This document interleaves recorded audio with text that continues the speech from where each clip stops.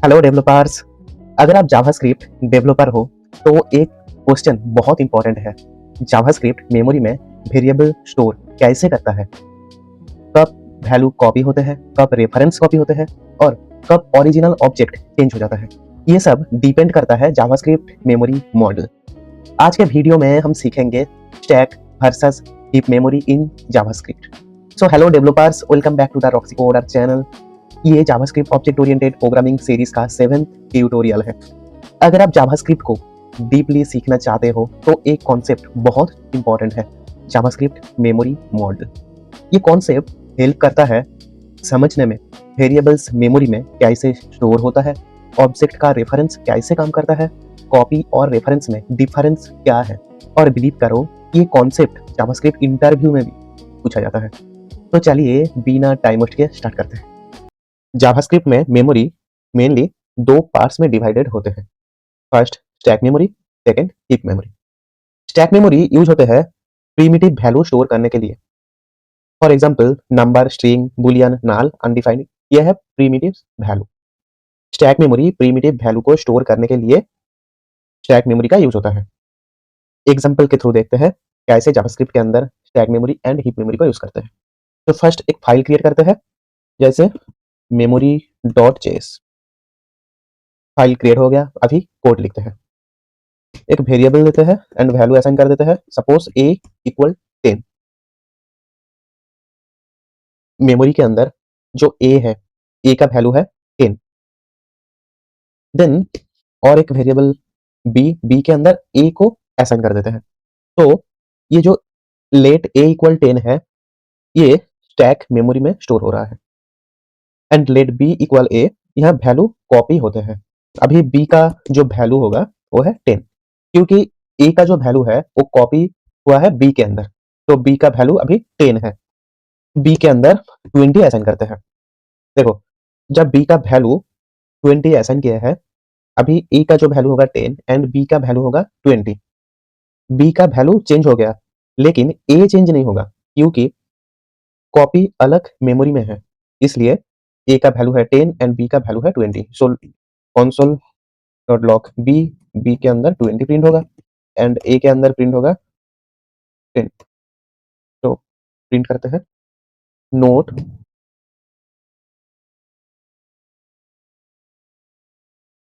Note memory dot JS, then enter.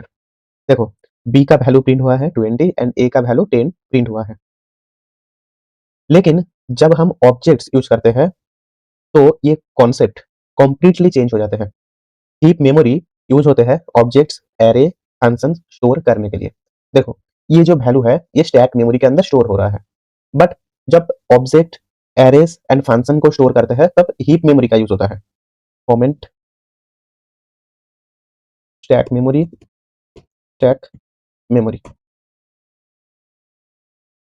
And अभी example देखेंगे heap memory. Heap memory. First object reference. First एक object create करते हैं, जैसे यूजर 1, देन नेम, तापोस।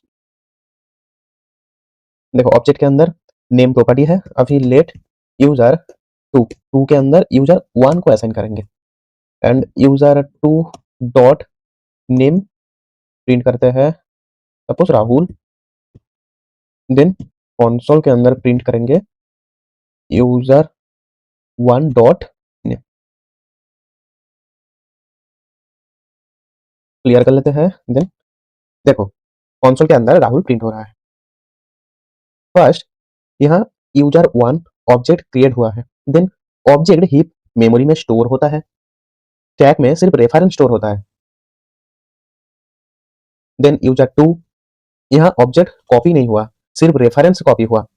मतलब यूजर 1 है ऑब्जेक्ट। देखो, ये जो यूजर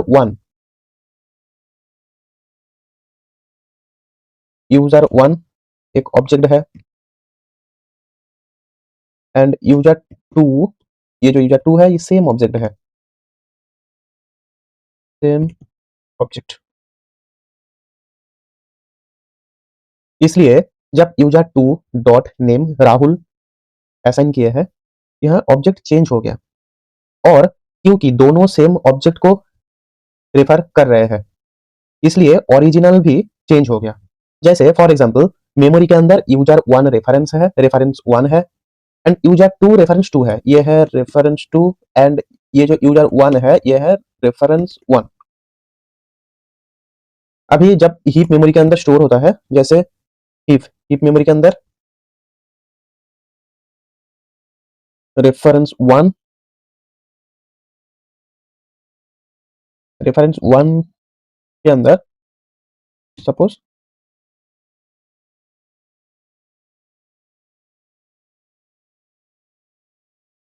सॉरी रेफरेंस 1 के अंदर तापोस है, रेफरेंस 1 के अंदर तापोस एंड चेंज होने के बाद ये जो रेफरेंस 1 है,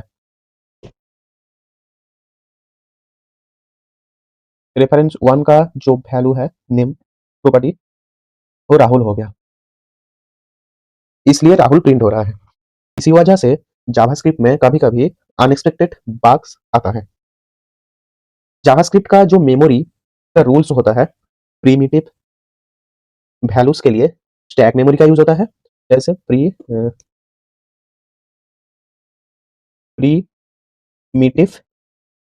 वैल्यूज के लिए स्टैक मेमोरी एंड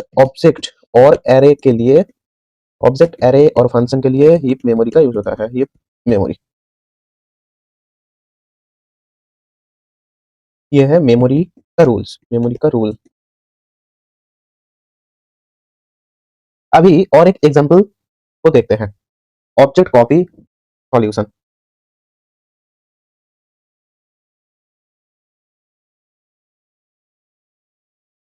देखो ये जो एग्जांपल के अंदर ऑब्जेक्ट रेफरेंस के अंदर ऐड हो रहा है, ये जो एग्जांपल है इस एग्जांपल में ऑब्जेक्ट रेफरेंस के थ्रू ऐड हो रहा है।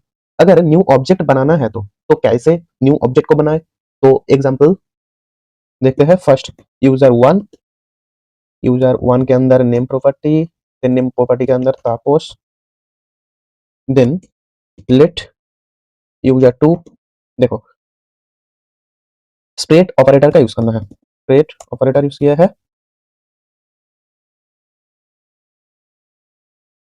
ये ऑब्जेक्ट को शैलो कॉपी क्रिएट करता है, तो ओरिजिनल जो ऑब्जेक्ट है वो ओरिजिनल ऑब्जेक्ट सेम रहेगा, ओरिजिनल ऑब्जेक्ट चेंज नहीं होगा, इसलिए स्प्रेड ऑपरेटर का यूज करते हैं।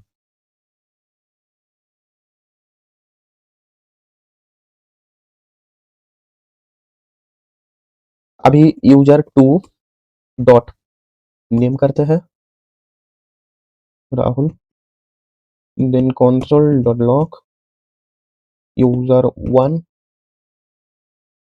Dot name. देखो यूजर 1 का वैल्यू सेम है, तापोस चेंज नहीं हुआ क्योंकि स्प्रेड ऑपरेटर का यूज हुआ है। स्प्रेड ऑपरेटर ये ऑब्जेक्ट का शैलो कॉपी क्रिएट करता है बट ओरिजिनल ऑब्जेक्ट को चेंज नहीं करते हैं, तो ऐसे ऑब्जेक्ट को कॉपी कर सकते हैं। आज हमने सीखा JavaScript memory model, stack versus heap memory, primitive values stack में स्टोर होते हैं, ऑब्जेक्ट हीप मेमोरी में स्टोर होते हैं एंड ऑब्जेक्ट्स रेफरेंस से कॉपी होता है। ये कॉन्सेप्ट समझ गए तो आप जावास्क्रिप्ट के इंटरनल बिहेवियर को समझ जाओगे। तो ऐसे जावास्क्रिप्ट के अंदर heap memory and stack memory का यूज होता है। अगर आपको ये ट्यूटोरियल यूजफुल लगा है तो वीडियो को लाइक करो, और अगर आप जावास्क्रिप्ट ऑब्जेक्ट ओरिएंटेड प्रोग्रामिंग को डीप लेवल तक सीखना चाहते हो तो चैनल को प्लीज सब्सक्राइब करो, क्योंकि इस सीरीज में आने वाले हैं 70+ powerful video in JavaScript object oriented programming. Next video में हम सीखेंगे जावास्क्रिप्ट मेमोरी मॉडल एक्सप्लेन, और ये कॉन्सेप्ट समझ गए तो आप एक प्रो जावास्क्रिप्ट डेवलपर्स बन सकते हो।